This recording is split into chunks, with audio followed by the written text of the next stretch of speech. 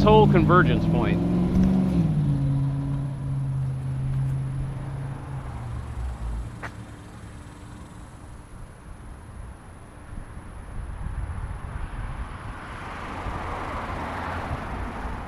Random, unavoidable, annoying.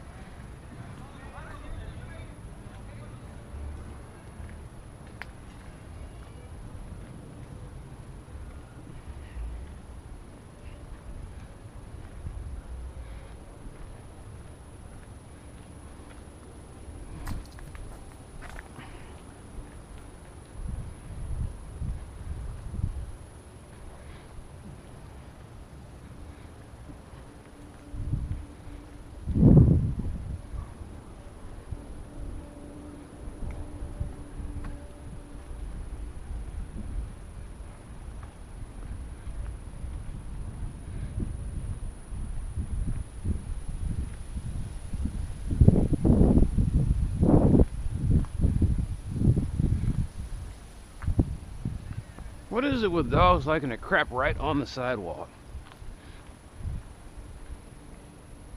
It's like the concrete just feels good against their anus or something?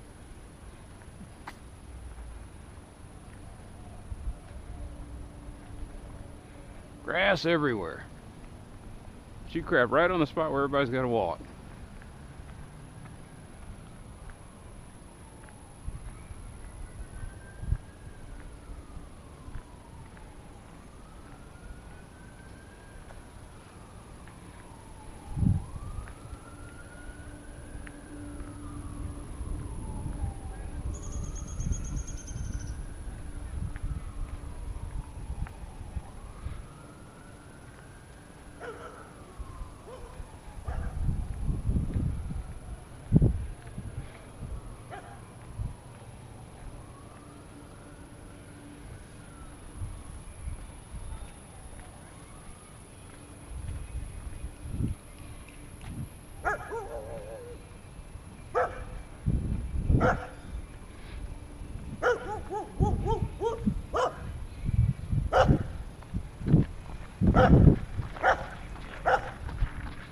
Pipe down, you hoser!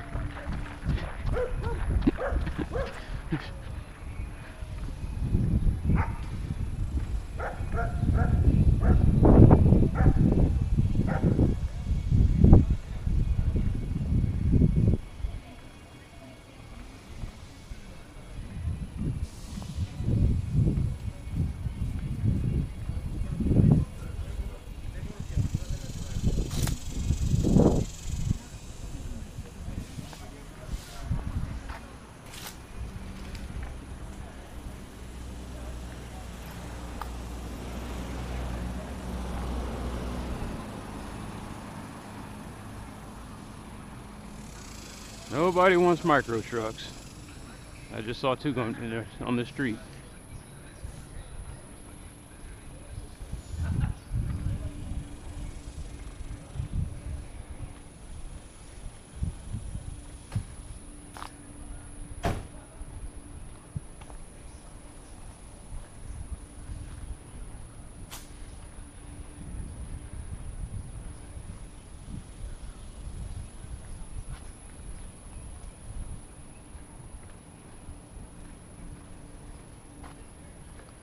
I live in America where ego pervades and messes up everything.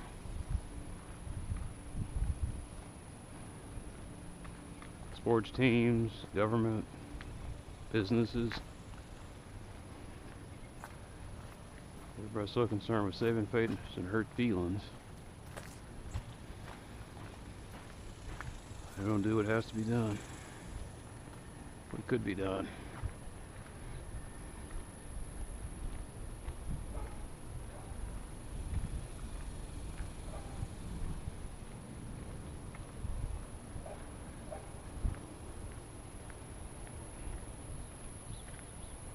Nah, it can't be that. Republicans said so many bad things about Trump, but now they're his butt boys. Well, no, there's still some ego in there. His particularly. But there's also money. Shit tons of money. God, I am tired of money.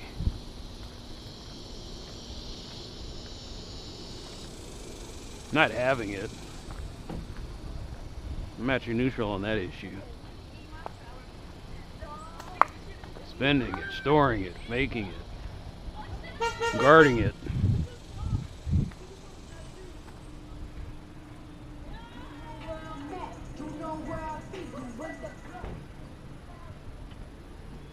Once again, crap right in the street. I mean the sidewalk.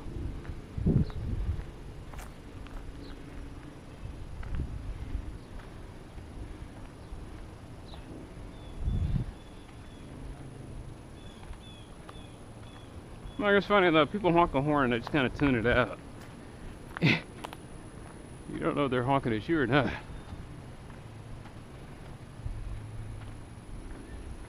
The way I think about things is if you're honking at me, I'm probably not going to reply to you.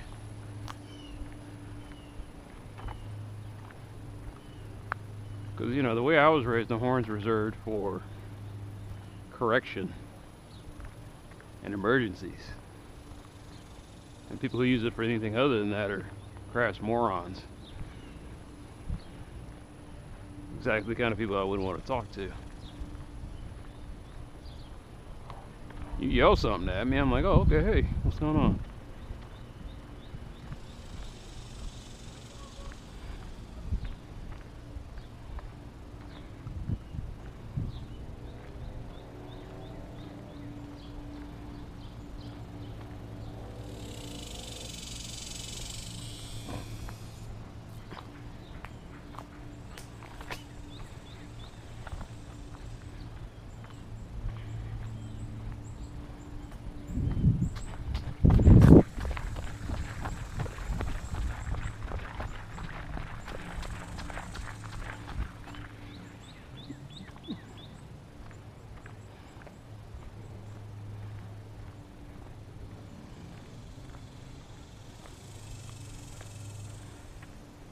I don't understand how it was 95 when I woke up. Sun's going down and it climbed to 97. Like, how does the sun go down and it gets hotter?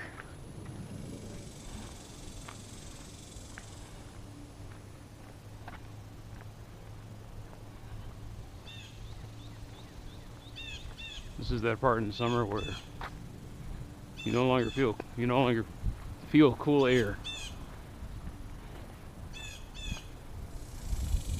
All the wind does is stir up the warm crap.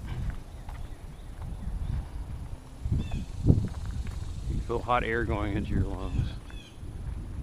Over and over and over again.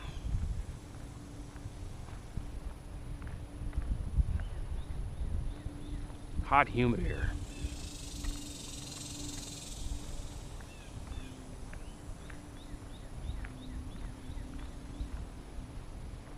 It's like you're in a sauna.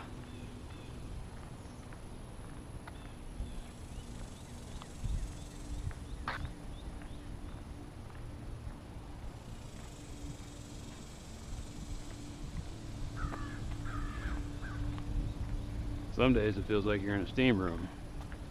Houston felt like a steam room.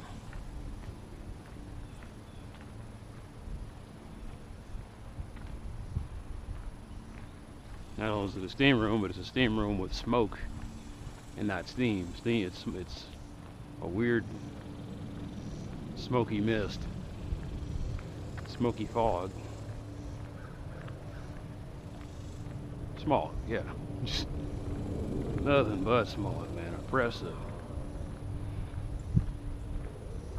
It hurts to breathe in Houston.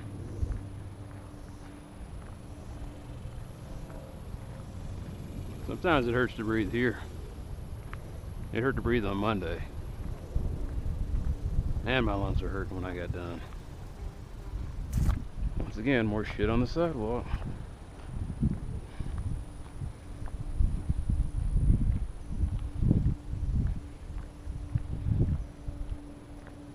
I'm tired, so that's why I'm babbling. But y'all knew that already.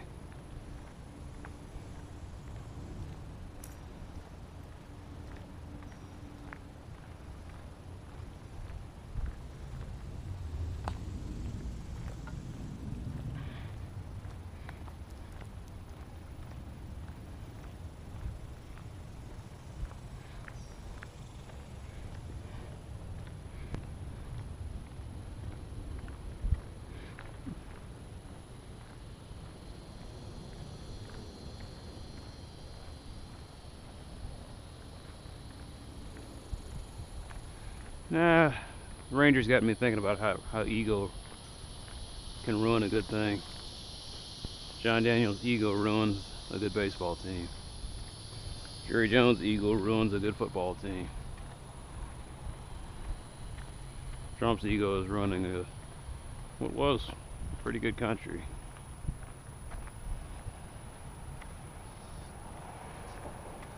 Tons of bruised egos in Hollywood. And your favorite film is not getting made because of it.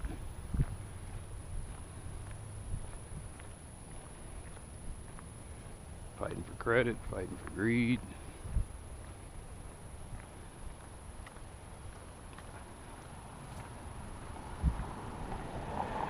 The people who do make movies and make good movies, my hat's off to them, man, because that is... it's like a photon trying to escape the sun.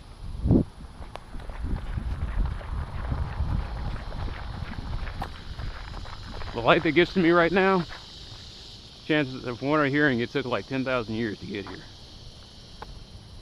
Because the gravity of the sun is so strong, it keeps pulling back particles. So the particles that do get here fought hard to get here. That's how it feels when a movie's getting made. A good movie.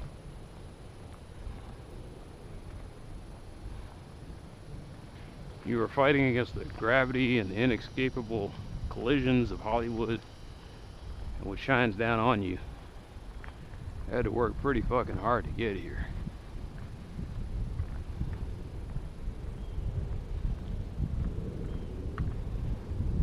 Maybe I should rephrase that. It's for a good movie that nobody wanted to be made.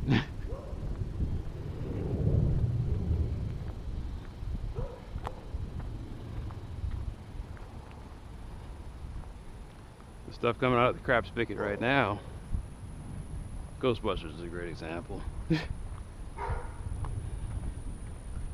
I mean the reboot, not the one that got tied up in development hell. Actually, they are one and the same. They wanted to make a third one. Ego and money got involved. Everybody was pointing fingers. Well, Bill Murray is the reason this thing keeps getting held up. Well, this guy's the reason this gets held up. We'll never know. At this point, I don't care. That ship has sailed. I can understand why some guys didn't want to get involved with the second one. When I was a kid, I thought it was the greatest thing ever. I quit baseball to watch Ghostbusters 2. And I don't regret that decision. I never looked back, man. Baseball is... My experience playing baseball was just sitting there. And every once in a while something would happen. Football was work. But you know what? Damn it, I love that work. I miss it every day. Anyway, Ghostbusters gets tied up in development hell because the second one really wasn't that great. And it was hard to admit that maybe Aykroyd had run out of steam. Harold Ramis moved on to bigger, better things, and so did Bill Murray.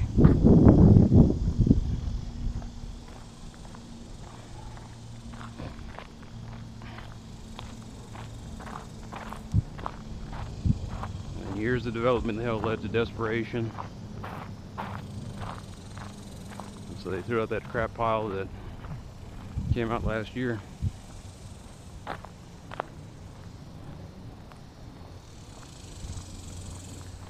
I don't know. I think I'm gonna watch it. Like I said, I stopped saying what everyone else says. It might be good. We'll see. I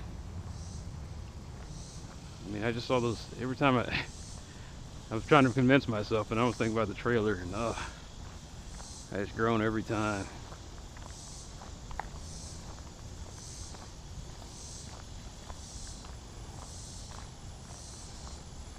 Because the original had, you know, wit, sophistication, and wordplay, and a little slapstick. This new reboot looks like it's heavy on the slapstick and very light on the sophistication and wordplay.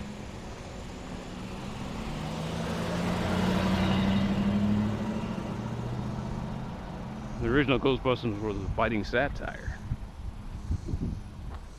about capitalism and just New York in general. This new one, I don't know.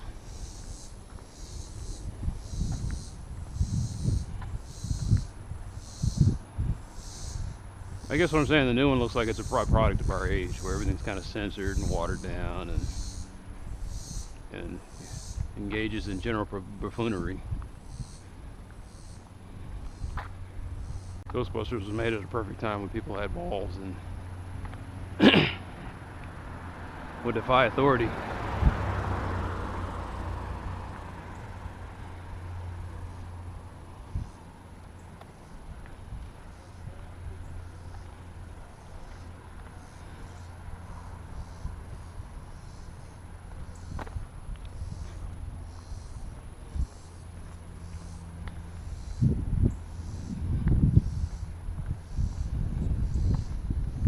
Howdy. I mean, 1984's Ghostbusters basically felt like, okay, this country's a shitty mess, but it's a shitty mess worth fighting, or this world's a shitty mess, but it's a shitty mess worth fighting for. 2016 feels more like, this is a shitty mess. It's just a shitty mess, let's just make fun of it. Not even worth fighting for, you just mock it.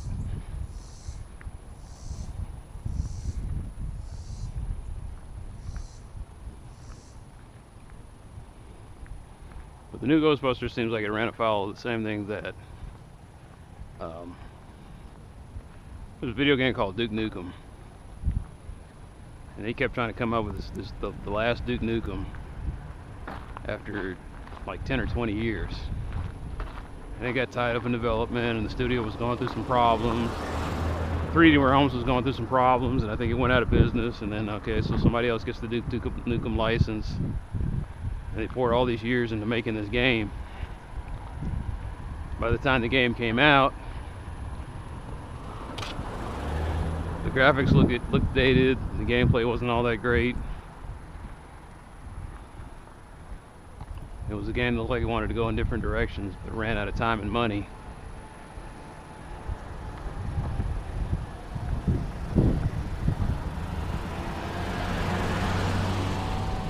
Ran out of time and money and just came out too late. And that's what this Ghostbusters feels like. You're looking at the trailers and the special effects aren't all that great. They threw together a cast at the last second. Tried to say, well, we're going to be progressive. It's like, no.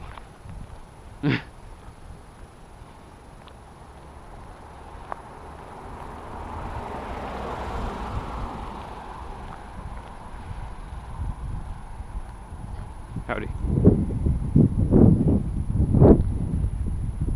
Yeah, they could have put anybody else in it, but they didn't.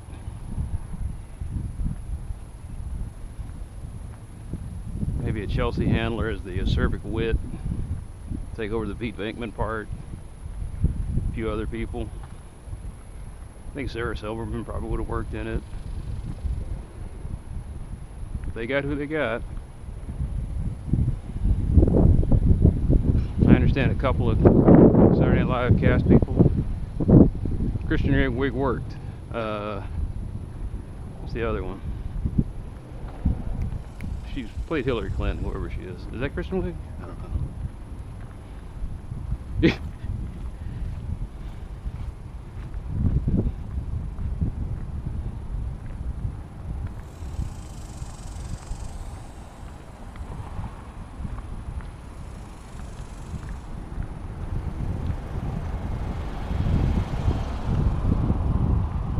All I'm saying is I watched Orange is the New Black, laughed my ass off. Watched Glow, laughed my ass off. How is it that Netflix can find these funny women and Columbia, Sony, Paramount, whoever owns that stupid thing, found what they found?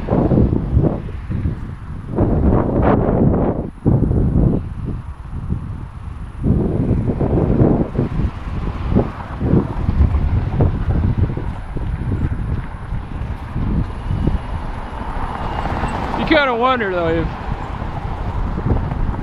is her name Gingy Cohan? If the woman that produced Orange is the New Black got a chance to produce the Ghostbusters movie, would that have made it 20 times better?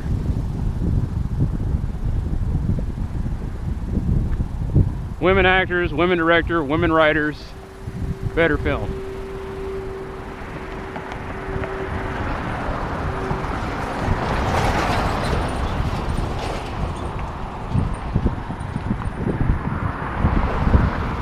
You throw together this insult, the only thing they did was they threw a bunch of women in to a badly written, badly directed, production overrun movie, and then cried foul when nobody liked it. Oh, you're just sexist.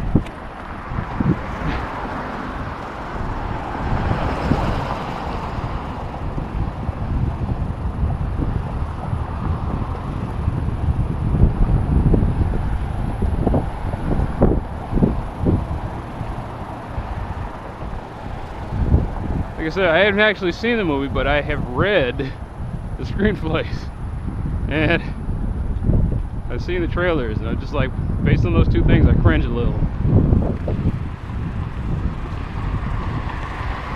Scratch that, I cringe a lot.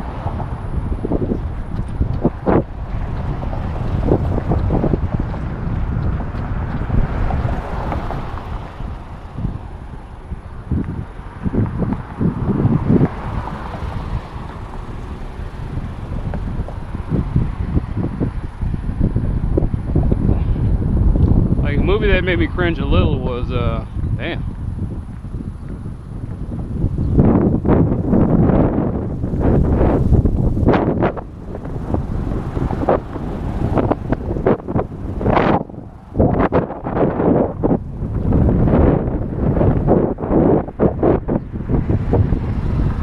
And there goes that Wendy.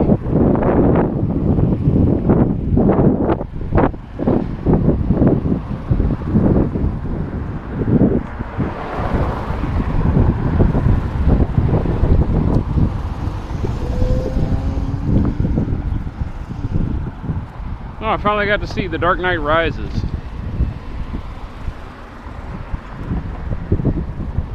Yeah, I cringed a little.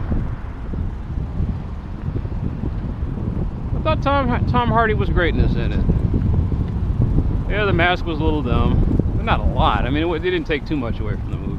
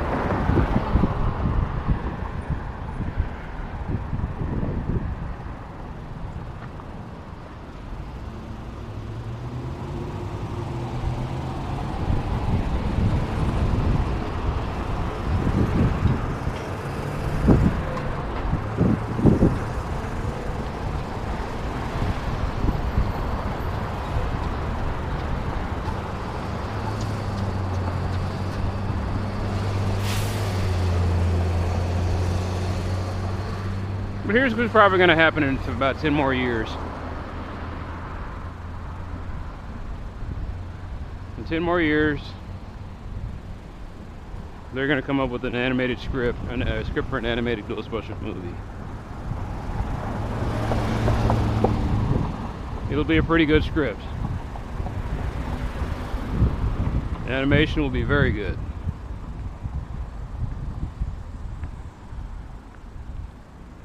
A lot of interesting names will get involved in it. It'll get made. And a lot of people will rejoice. And they'll be angry and they'll say, why couldn't you do this 10 years ago? Why do I think it's going to be animated?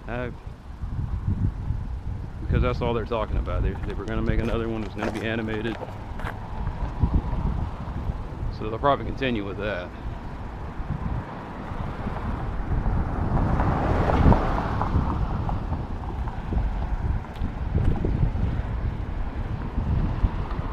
It'll be different. The tone will be different. Don't even know if it'll still be a comedy.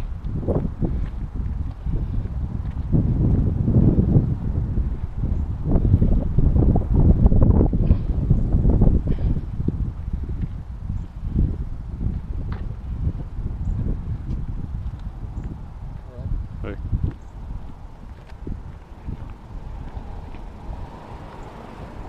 What is going on, man? Anyway, I think it'll be a sci-fi drama with lots of comedy elements in it, but not a straight-up comedy. I think these days they just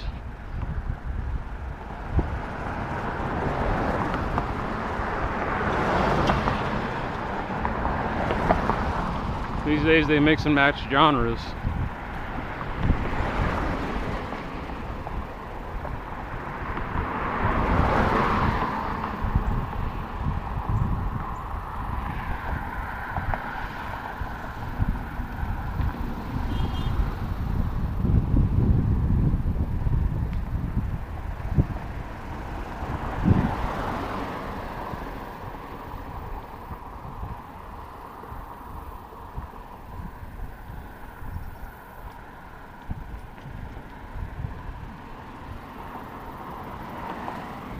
Yeah, in about another 10 years, you're going to get the Ghostbusters movie that should have been made. As for sports fans, it takes a lot longer because it takes time for the owners to die.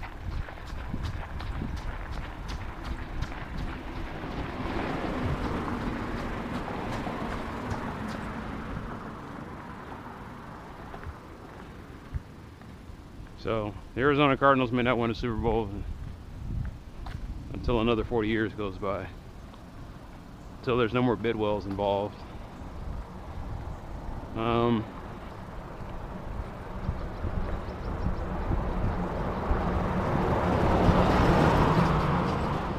Or until Smart Bidwell comes around.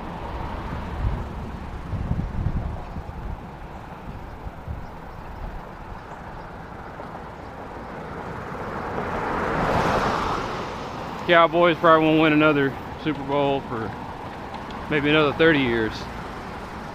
Everybody's talking about this year's team, but this year's team's got too many distractions.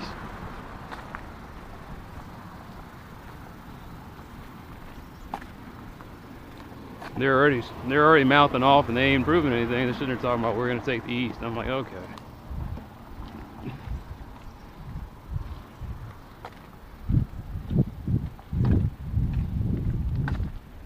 Yes, I know the Redskins are going to suck this year. I know the Eagles will probably suck too. The Giants might actually get better.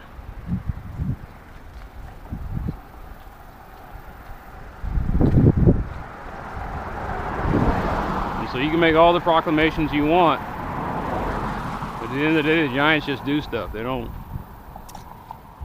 sit there and talk a lot of trash. They just get it done.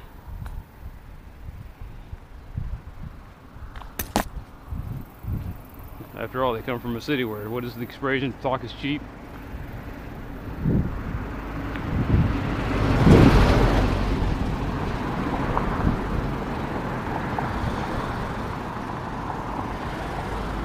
Is talk cheap? No, not in America. Nothing's cheap. Nothing's cheap in America. Free speech isn't even free anymore. You gotta you gotta buy permits.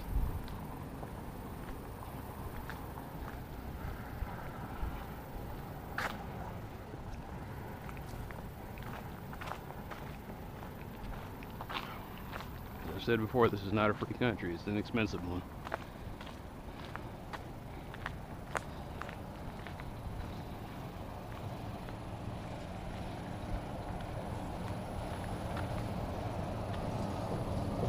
Whoever said this was a free country never had to buy coffee here.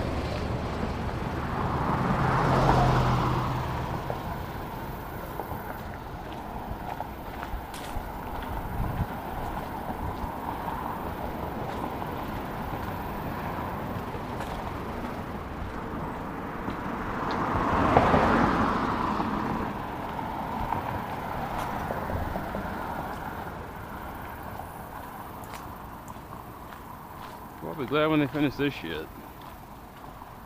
I don't think they ever will, though. I think Dallas is a city of open-ended, never-ending construction projects. It's always gonna look like they're testing missiles around here.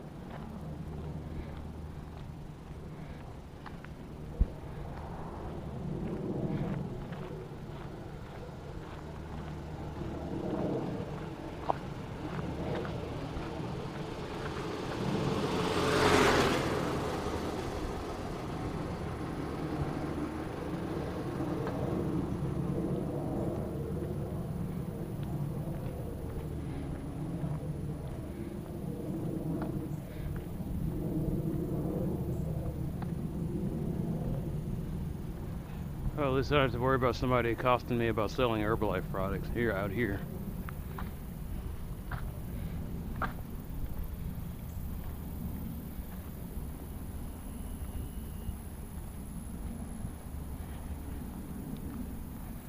Dude sent me an email. I put it right in the spam folder. Since he didn't identify himself as himself, he said Herbalife representative. I was like, okay. Yeah.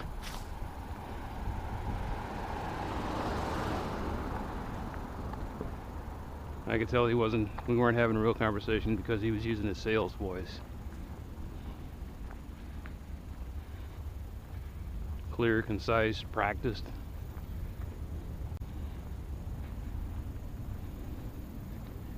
He did the negotiation tactic of never allowing me to change it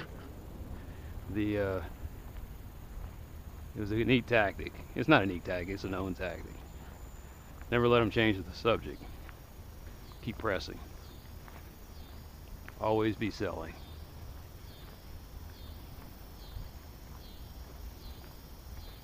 I got a best friend in sales. I got a brother-in-law in sales. I had a job in sales.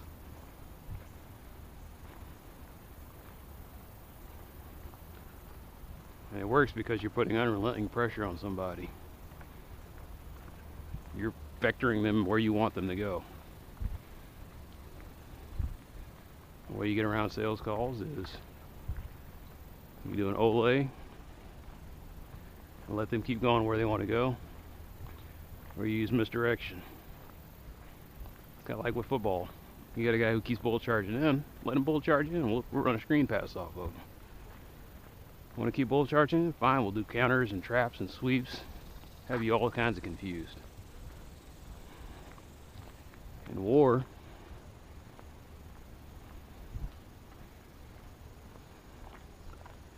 you survive a blitzkrieg by thickening up your defenses. So with sales, whenever somebody tries to put the pressure tactics on you, stonewall, misdirect, you do a combination of things. Stonewall, misdirect, and outright ignore. Everybody's got an angle. He said he was 26 too, so, you know, young buck. Letting him sharpen his teeth. I was tired. I needed a little break and he gave me one. Although I wasn't that far away from finishing.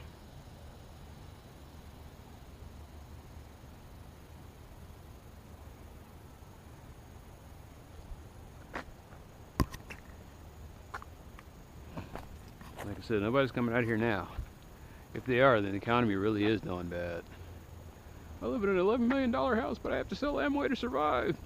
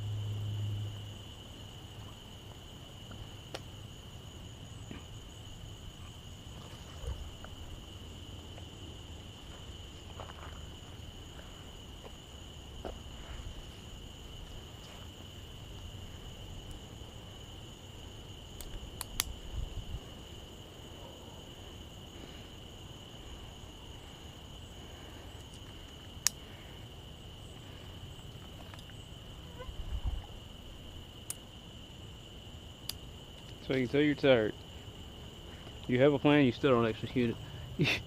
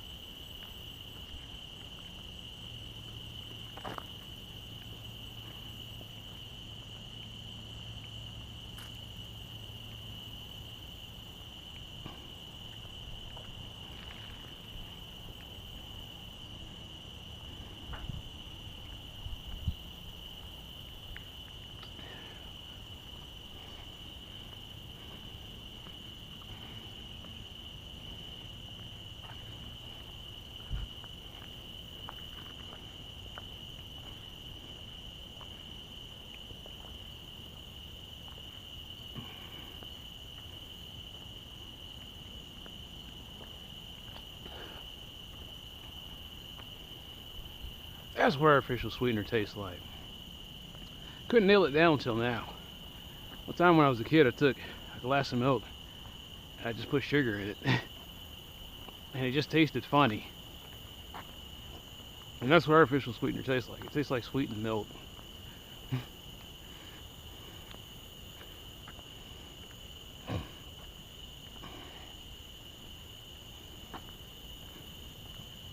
That's what I'm understanding is you're ingesting a sweet protein in most cases.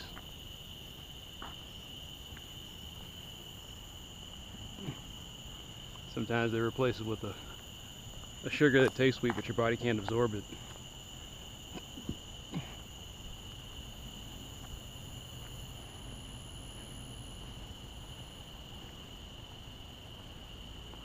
Maltose, dextrose, sucralose, not exactly sugar, but not exactly. And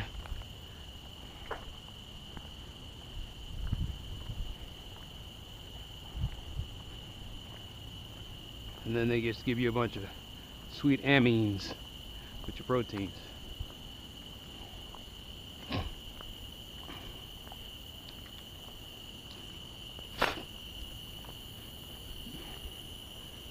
At the end of the day though, I just drink water with a little lemon in it. I can't even afford the lemons, I just get the powdered stuff, and I know it's citric acid that somebody cooked up in a lab. I don't care, I just want the bitter flavor to kind of contrast the whatever's going on with Dallas water.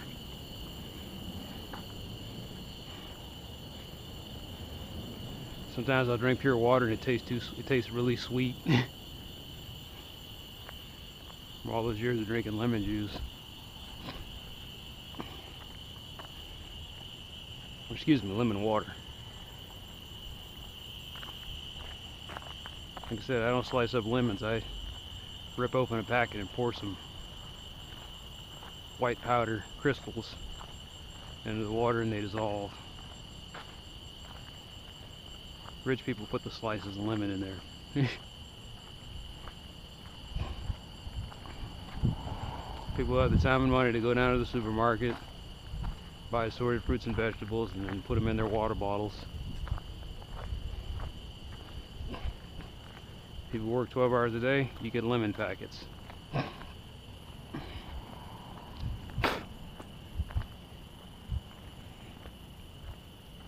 People that work 16 hours a day, this is not an issue, because all they ever drink is coffee.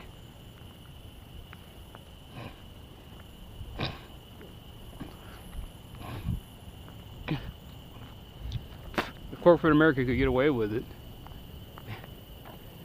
they would charge their employees like $30 a month and provide them with, and use that money to provide them with caffeine IV drips. What are you getting up before your desk for? I'm gonna get some coffee. No, that's what the IV drip's for. You just stay right there. That's like a full day supply you got there.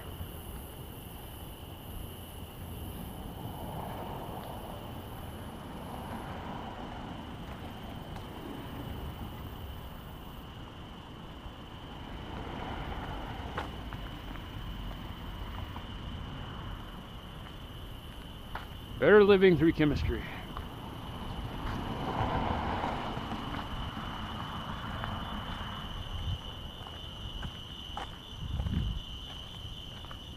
Sometimes I think that's where the future is, man. Chemical robots.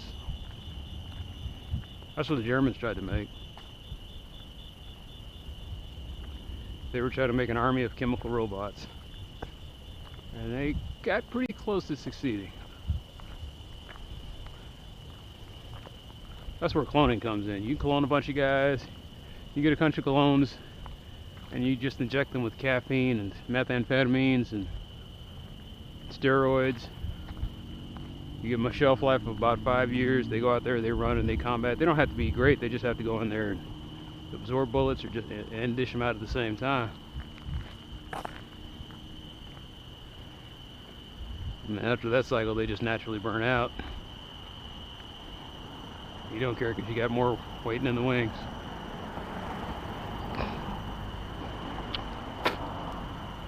Giant factories that produce clones at a rate of 100,000 per year.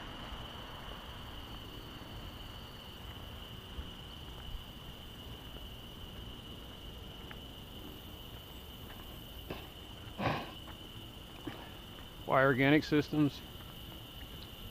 They might be cheaper pound per pound than you know, metal and electricity robots. That, when there's already an infrastructure in place to get soldiers supplies as far as food and nutrients and whatnot. So you'd have the same supply line, you would just use synthetic soldiers.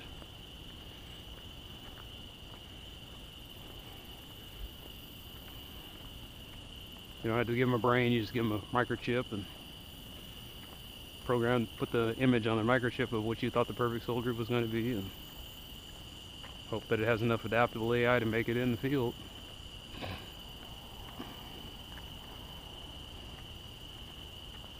Very rudimentary, you know, you give them about the same instincts as a coyote or a jungle cat.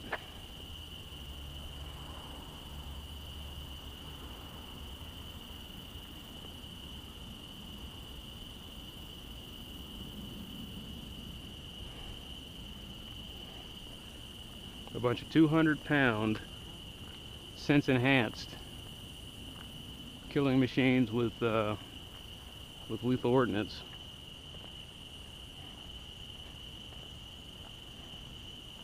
If they see you, they shoot you. No questions asked.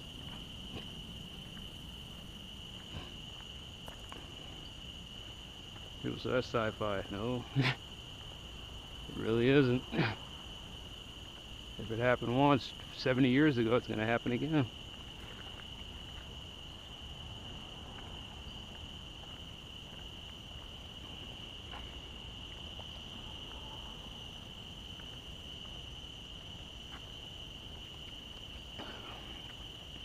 China, China already has disposable soldiers. It's called the regular army. They're not going to feed 107 million guys. They're going to put them out there, hope for the best. You ain't got nothing to eat, that's too bad.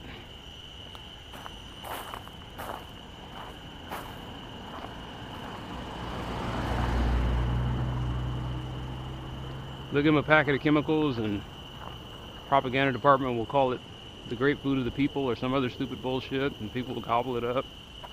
It won't fill them up, but at the same time they won't die off real quickly. And their shoulders eating all these chemicals will just slowly starve to death without realizing it. That's a Chinese soldier.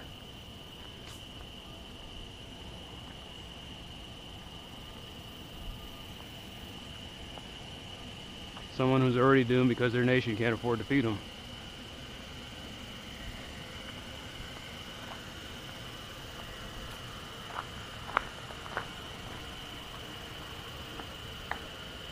I don't care how well trained he is, I don't care how dedicated he is to China. His country does not have the logistics in place to keep him fed.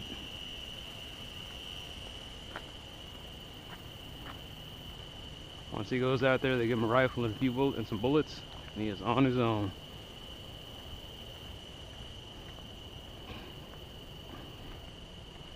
I say he because there's a surplus of men in China. There are 1 to 2 million guys who are never going to get married because there's nobody for them.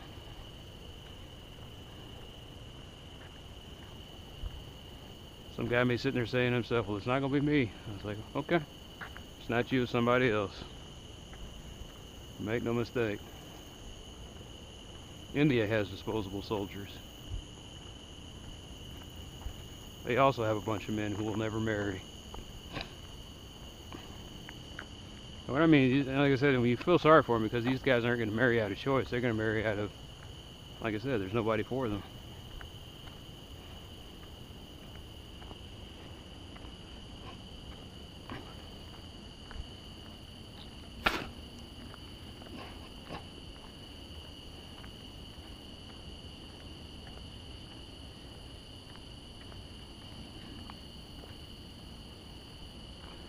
Genghis Khan had 1,000 kids, and he left no means for them to feed themselves.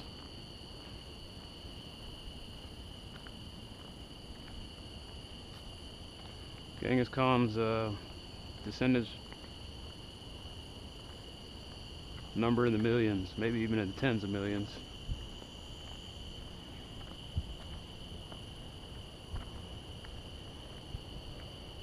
Why did I bring that up? I remember saying once that it doesn't matter how much money you've got, you could have thousands of kids, and you probably do better than the rich guy. Genghis Khan was both, but he didn't leave an inheritance for everybody. The irony would be that the guy who he did leave an inheritance to, his bloodline probably petered out years or millennia, or excuse me, centuries ago. But his bastard kids, they're going strong.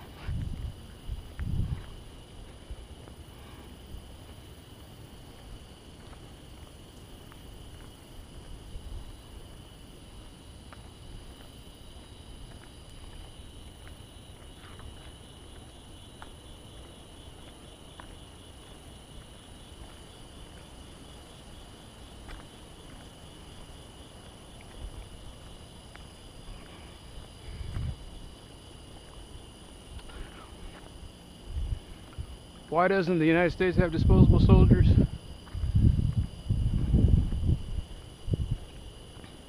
That's a good question. You think we would, right? But I know what it is, because we outsource our wars. I mean, the CIA does. They go around and muck about in Latin America. I guess Latin America is their disposable army.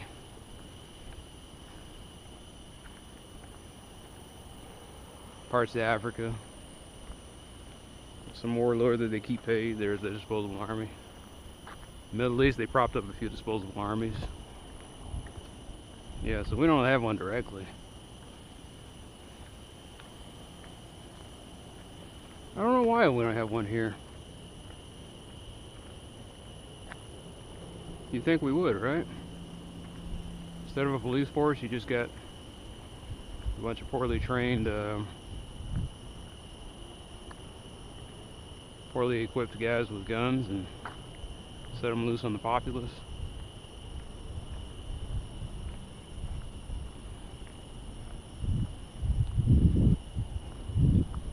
I guess you can blame the military for that. They're picky. Since they got a volunteer force, they select the best of the best. You gotta understand, to be in the military, you can't have a criminal record. I guess as far as felonies. You can be foreign born, but there's a certain type of criteria you gotta meet for being foreign born. You gotta have perfect eyesight, or something that can't be corrected with certain lenses. You can't have any orthotic problems. You can't be overweight. Right off the bat there, you've pretty much X'd out millions of Americans just based on that criteria. Gotta be at least 18. Having a requirement like that, you lose a lot of disposable soldiers then. There are a lot of disposable kids out there.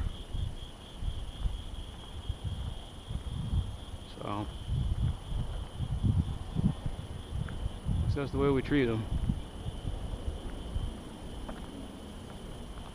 Kids with no home and no concern, and of no concern.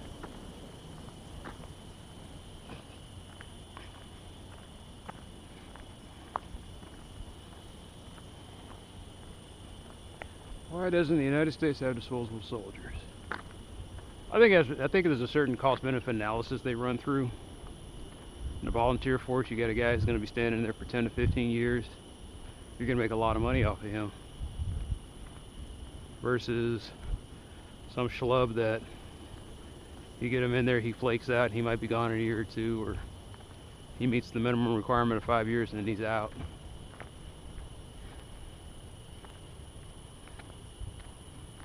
No, I think that's why you want a volunteer force.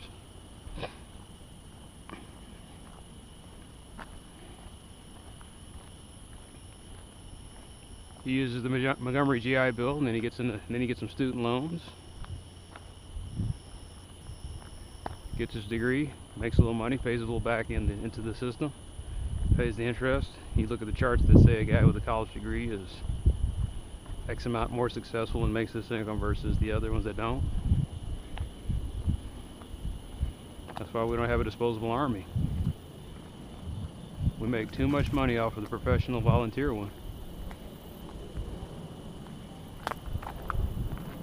Sure, a disposable army would give you that bulk.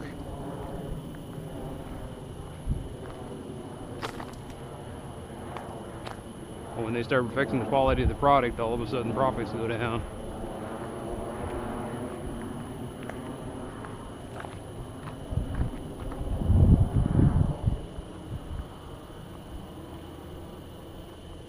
People say, well, maybe you don't see it through the lens of honor and duty. It's like, none of that stuff matters. It just comes down to dollars and cents. If it was about honor and duty, they would have finished in Korea. If it was about honor and duty, they would have finished in Vietnam.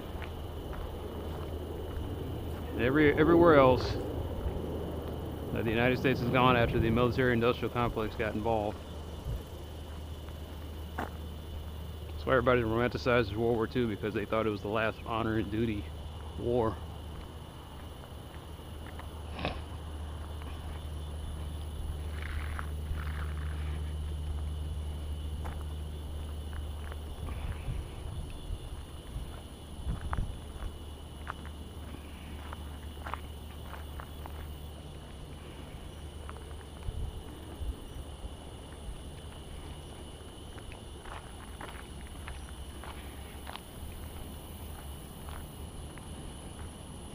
No, war comes down to cold hard cash.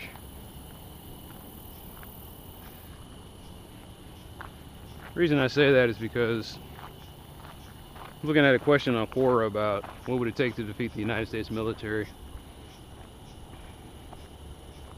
One guy stupidly used the term impossible, and I just kind of laughed at that whole idea.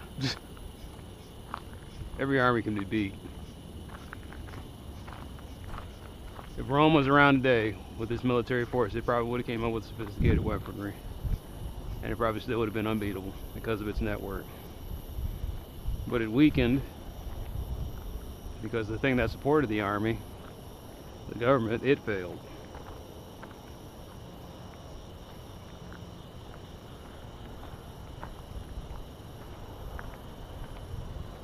If the United States military couldn't be beat, we wouldn't be talking about Vietnam.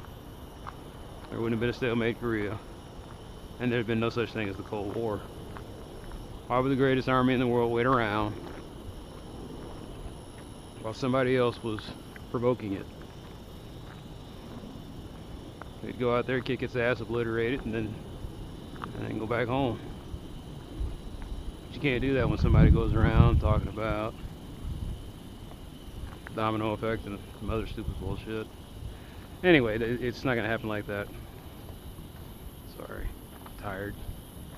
Can't make coherent statements. What I'm trying to say is,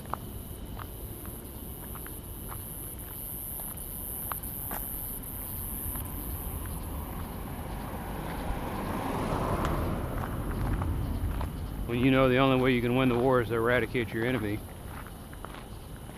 somebody does a cost-benefit analysis and finds out that you're going to have to do that for about 20 years in order to be effective. Some bureaucrat in Washington sits there and starts saying, we're not paying for a 20-year war.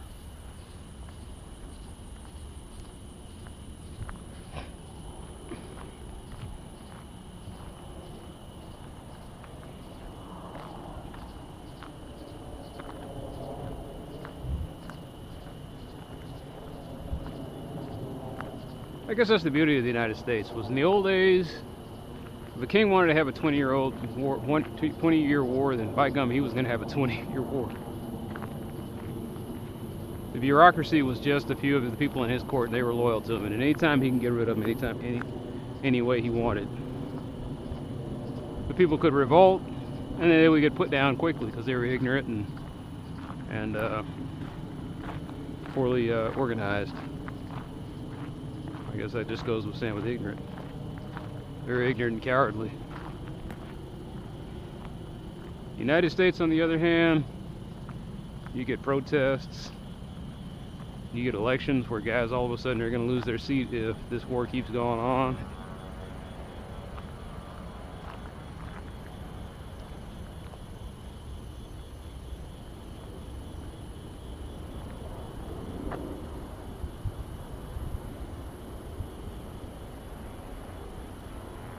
That's the beauty of our system. Everybody has something to say and nothing gets done.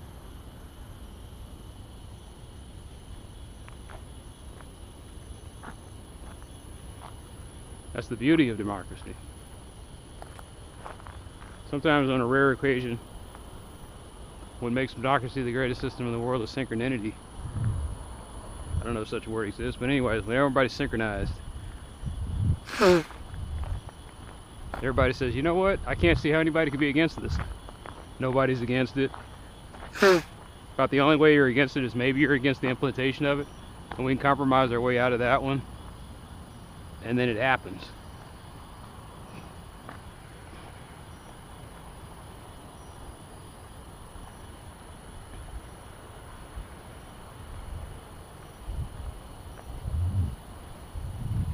Infrastructure is kind of one of those things where we sync up on. But the problem is, everybody argues about how it's going to be built. Like, you can't build a road here the same way you can build it in Madison, Wisconsin.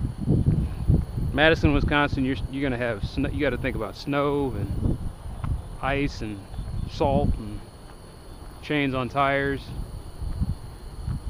So how do you get around that? Well, one way you can do that, you start building heated roads. Everybody sits there and they get in their head an idea that the road's going to be like super heated and 100 degrees. It's like, no, no, no. It just has to be heated enough to stay above freezing. So you run a wire through the, or you go through the rebar, you run a current through it, and your streets stay at a constant temperature of like 34, 35 degrees. Snow and everything collects on it, but it just stays liquid. Some guy says, no, that's not the way we got to do it. We got to build grooves in the street that prevent the ice from forming crystals. It's so much cheaper than building a heated road. And they argue and they come up with all these stats and figures that say my way is cheaper. No, my way is cheaper.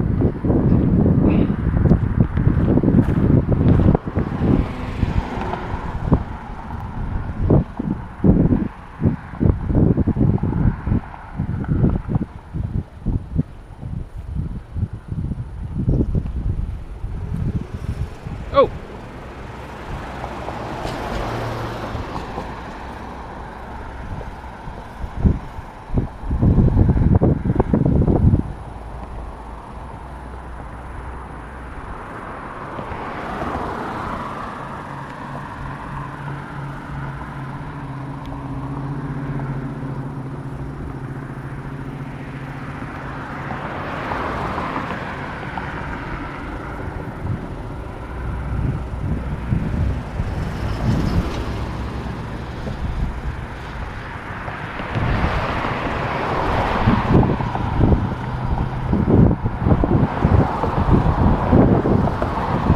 What is America? America is an adaptable democracy.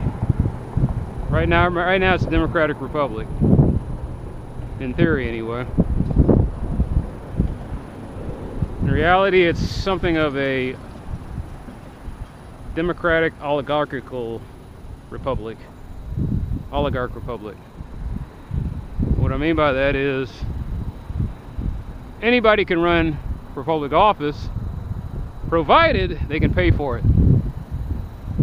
And how do you pay for it? You get involved with some parties who are being paid off by oligarchs.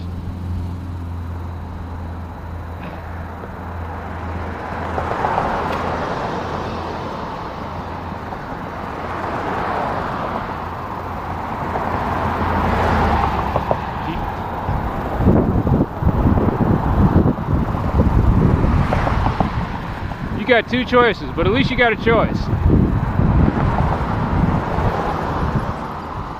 You can get Democrat or you can get a Republican.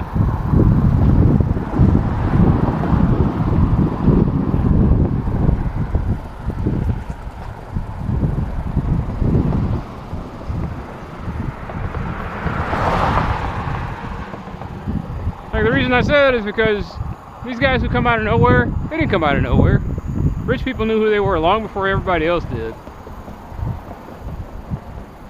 And they got behind them, they had fundraisers, and they nominated them, and bam. There's where your two choices came from. How should it happen? How should it happen is very painful and involves people being more educated than they want to be. You would have to get a packet, you would have to get like about 100... You limit the field like to 100 candidates.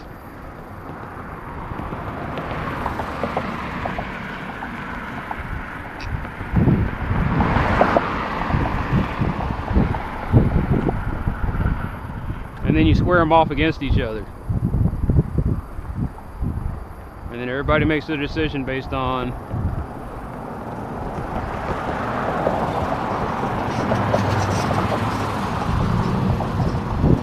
the giant packet of information that each candidate gives and the presentation. But your average voter is not going to read through a 100-page resume for 100 candidates. They're not going to read through a 2-page resume for 100 candidates.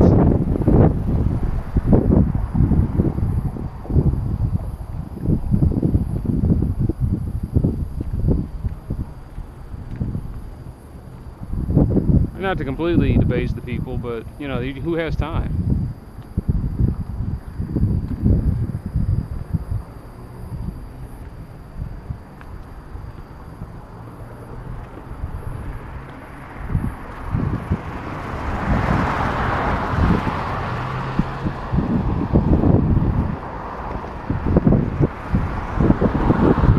People say, well, that's just an hour of your day. It's like people have barely an hour. People don't have an hour a day to eat. People are eating while they're driving, eating while they're working.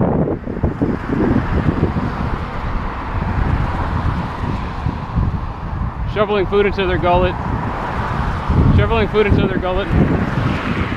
before they go to bed.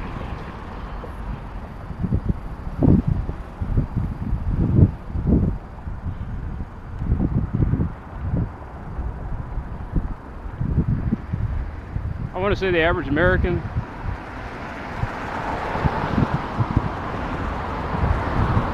has between 30 to 45 minutes to eat per day.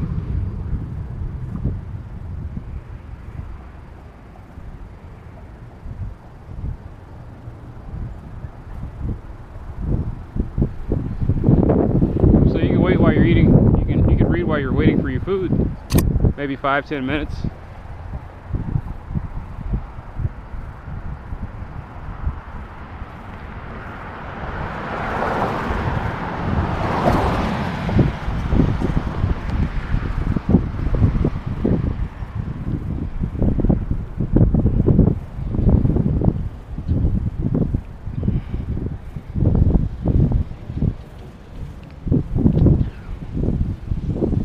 I suppose you can make it a weekly TV show. Maybe even a daily one. Why should I vote for you?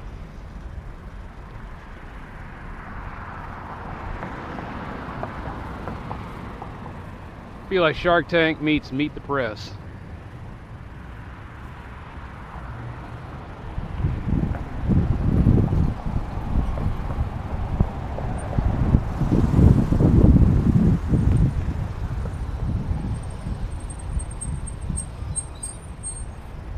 Everybody votes in, and at the end of the day, this is the candidate that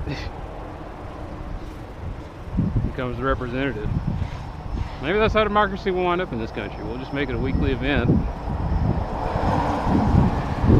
culminating in the end of the season. America, your next president will be... Drum roll, the guy pulls out the envelope.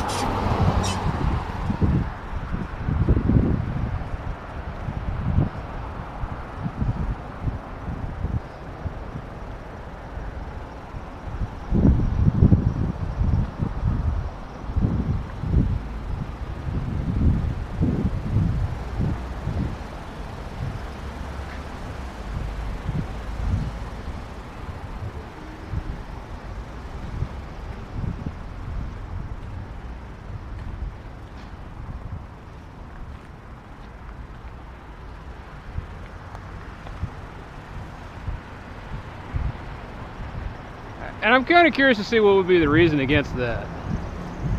Why couldn't you have it to where our democracy at a certain point just becomes a TV show that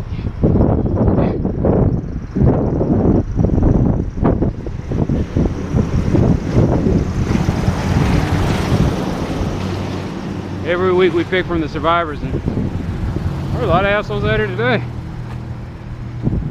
Every week we pick through the list of survivors, and at the end of it, whoever wins the whole thing outright gets to be the representative.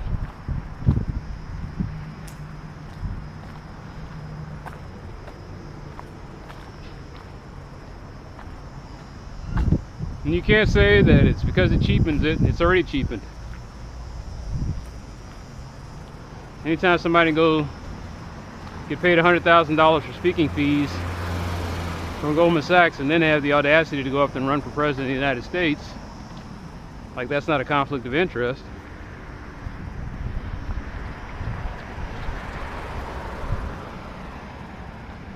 You can't say it'll cheapen it because it just reduces it to a television show, because that's what the Republican primary debates were.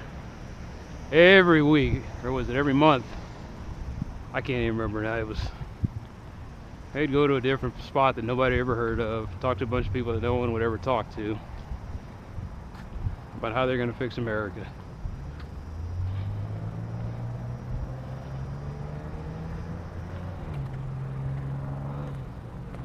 Everybody at land based Donald Trump for being a reality show host, when the Republican primary was just the biggest reality show that was on TV throughout 2016.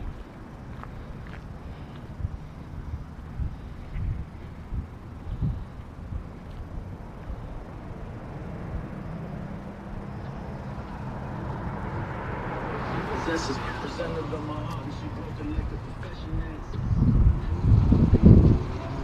least he kind of slowed down.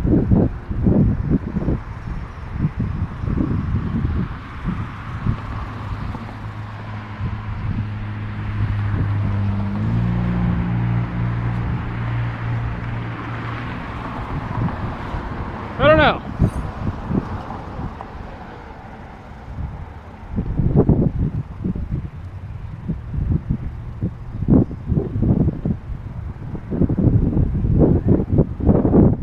I mean, there are a lot of assholes out here. I don't know what's going on. Not a full moon. In fact, I don't think I've seen a moon in the sky.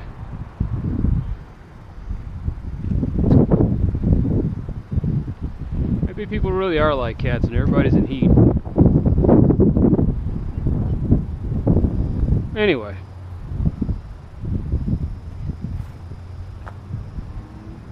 Our democracy is televised. You can cast your vote via text message, internet, phone.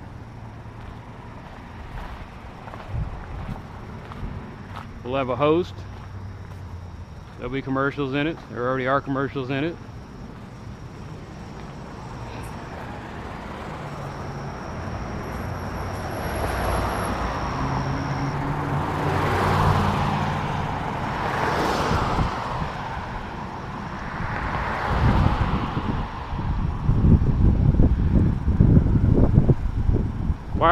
Like I said, why are we not dropping the pretense?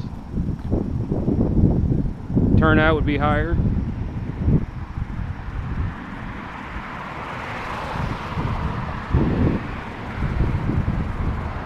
If you get a better quality candidate, at least one that's in line with what the people want or what the people expect. Unfortunately, the shameful thing is our candidates will get a whole lot better looking. You'd kind of have to be pretty. Let me think. Who are the last 5 winners? The last 5 winners of Survivor. People say Survivor doesn't count because they make them do all sorts of challenges. The other candidates doing challenges too.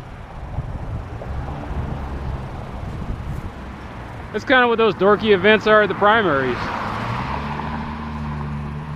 Eating fried things on a stick for photo op opportunities. Shaking hands, kissing babies. Replace those with challenges.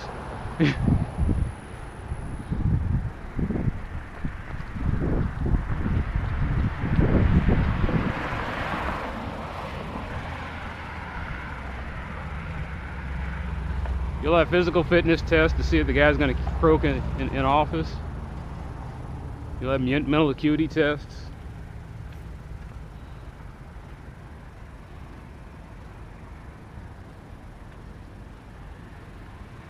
You'll put the guy inside dramatized scenarios. Every week would be just a weird dramatized scenario with actors.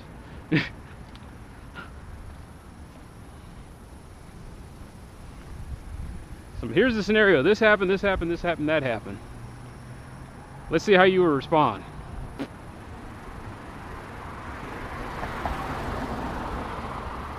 Candidates who think it's a joke and who don't respond well to the simulations.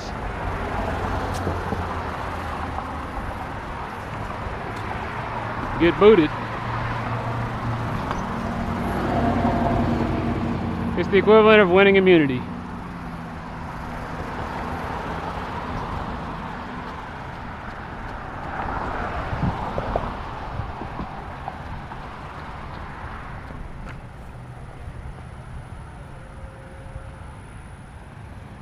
That means that none of the candidates from the Republican Party would have made it. They'd have been to have a heart attacks around the physical challenge. But you do a physical test, mental test.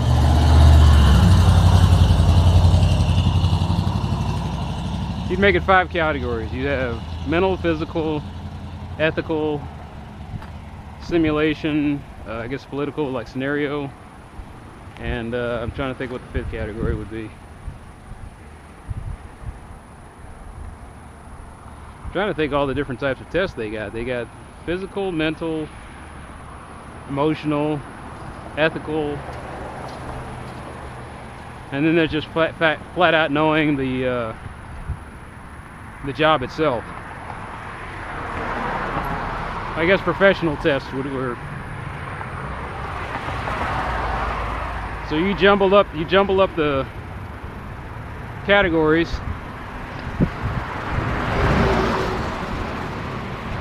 And every week at a different campaign stop, they would draw out the random challenge. And I said, all right, this is an emotional challenge.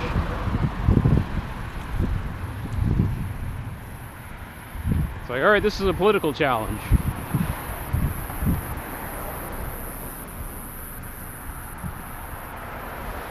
That'd be your game show, man. Why should I vote for you?